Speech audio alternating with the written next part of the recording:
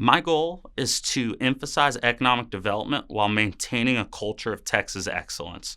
So, what that looks like, if you look at the business climate we've cultivated in the past, is just last cycle on the ballot for the ballot referendums, we constitutionally disallowed the wealth tax. Right now, California is dealing with billionaires fleeing there because they're proposing a tax on net worth. We also constitutionally prohibited a transaction tax that lets things like the Texas Stock Exchange, financial institutions, to allow low friction there. The New York Stock Exchange and NASDAQ, they're dealing with threats from Zoran and from other local officials of imposition of a transaction tax that makes commerce less easily flow. And then you also look at things like the business courts that have been established. That allows more corporations to be established here versus New York, Delaware, Nevada, more traditional venues. All of that leads to Dallas not only catering to the traditional Fortune 500 companies, but also looking to new ventures. And if we do that wisely, we can also maintain the qualities that have made Plano so great to live in the past. So that includes educational excellence. We've always had good high schools, so partnering with teachers and raising the standards there. We look at the things that like Mississippi did to go from the bottom of educational ranks into the top quartile by focusing on third grade mastery and grade school mastery before advancing kids through. We look at testing that states like Iowa did to make sure that we're properly tracking that data. And then we also properly want to have safe communities. That's what's always made Plano a great place for families. So backing the blue and making sure that police departments have the resources and capabilities that they need to enforce the law. Sure. So there's three things there. There's road and hard infrastructure, there's energy, and there's water. We're going to talk a little bit about roads later, so I'll focus mostly on energy and water. Energy is top of mind for a lot of people because of the high energy costs that they see on their utility bills. And then also after Winter Storm Uri in 2021.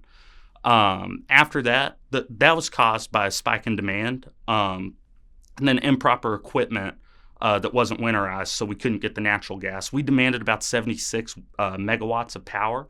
30 were unable from natural gas pipes freezing.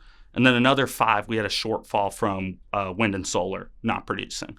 So in the meantime, we've done a good job at protecting some of that infrastructure from winter processes. And we've supplemented some with wind and solar investment. But I think we need to go a step further and continue to look for the 2 to 3% population growth and look at nuclear as a long-term solution that will be more sustainable and more predictable, less weather dependent, while also staying with the bread and butter that's natural gas. All of these energy solutions don't have to compete with one another. There should be synergy in our energy so that we can yield good results. Another concern that a lot of people have is with AI data centers draining resources. The Secretary of Energy, he said that a lot of these AI companies are power companies and they just don't know it yet.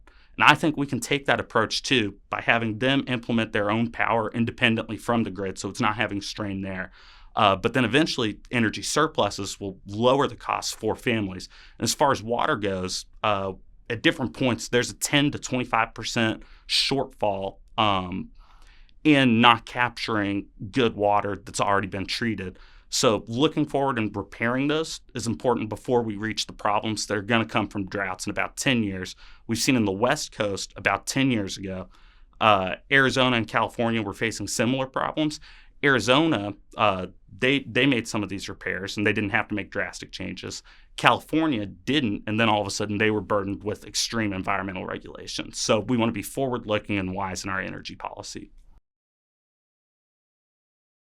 Yeah, I think there's a lot of things that aren't me versus you, red versus blue, and where we can just work towards goals that benefit all people.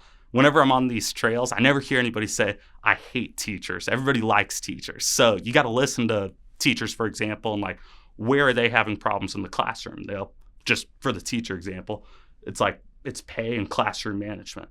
And so for pay in particular, you'll have these bond packages, these omnibus type bills that incorporate all these different things packaged as, if you don't like teachers, you won't vote for this.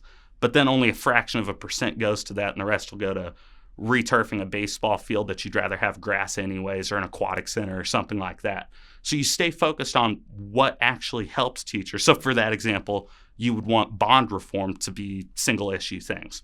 For classroom management, they have regulations from the district and state level that prevent problems like specific children, then being able to deal with those effectively so that they can manage a classroom in front of everyone. So you look at things like that. You look at like waste, fraud, and abuse. Nobody's pro waste, fraud, and abuse. You look at where there's areas to, instead of adding more burdens to taxpayers, you look at places where there's inefficient allocation of resources so that you can more effectively make those tax dollars go a long way. And that's not red or blue. That's just good policy.